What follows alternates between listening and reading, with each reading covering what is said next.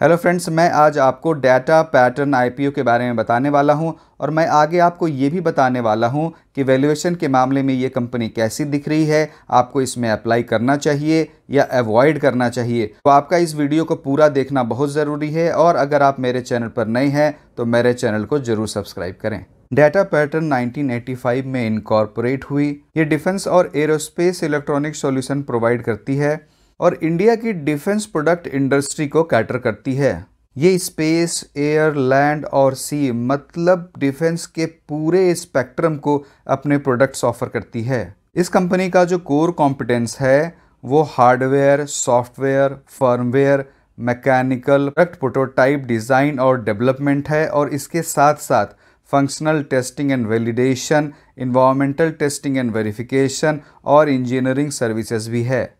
इस कंपनी की manufacturing facility Chennai में है और वो 5.75 एकड़ लैंड में है और 1 लाख स्क्वायर फीट में फैली है। इस कंपनी का एक्सपेंशन प्लान भी है और इस कंपनी की जो करंट फैक्ट्री है उसके पास ही 2.81 एकड़ लैंड को भी एक्वायर करने वाली है।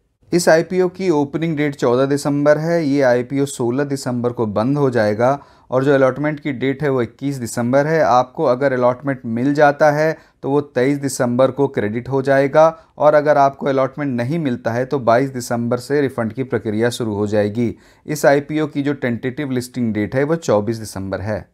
इस आईपीओ का प्राइस बैंड 555 से 585 रुपये पर शेयर है। मार्केट लॉट 25 शेयर का होगा, मतलब आपको मिनिमम 25 शेयरों की बिडिंग करनी होगी।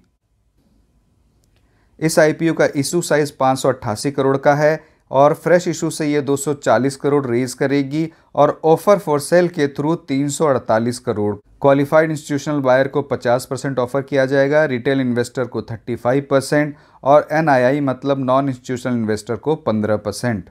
रिटेल इन्वेस्टर मिनिमम 1 लॉट के लिए अप्लाई कर सकते हैं जिसमें 25 शेयर हैं और जो अमाउंट बनकर आ रहा है वो 14,625 रुपया है। आप मैक्सिमम 13 लॉटों के लिए अप्लाई कर सकते हैं और जिसका टोटल अमाउंट 1,90,125 रुपये होता है।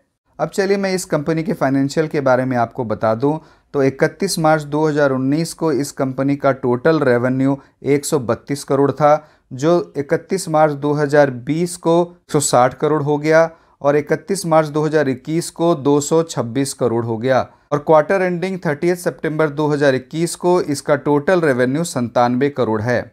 और प्रॉफिट आफ्टर टैक्स देखिए, 31 मार्च 2019 को ये 7 करोड़ था, 31 मार्च 2020 को ये 21 करोड़ हो गया और 31 मार्च 2021 को ये 55 करोड़ हो गया और क्वार्टर एंडिंग 30 सितंबर 2021 को जो इसका पैट है वो 23 करोड़ है।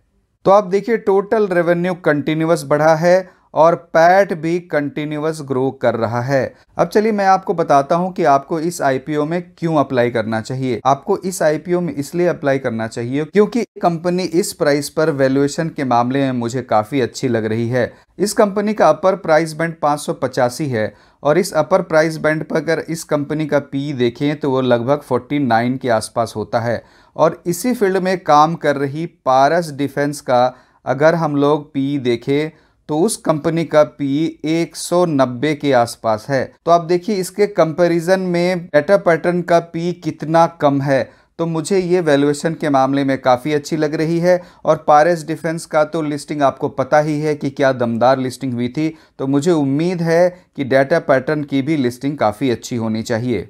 अगर आप मेरी राय पूछें तो ये लॉन्ग टर्म इन्वेस्टमेंट और लिस्टिंग गेन दोनों के ही हिसाब से मुझे अच्छी लग रही है। हो सकता है कि आपकी राय मेरी राय से अलग भी हो। मुझे उम्मीद है कि ये वीडियो आपको पसंद आया होगा, तो आप लाइक करें, कमेंट करें। धन्यवाद।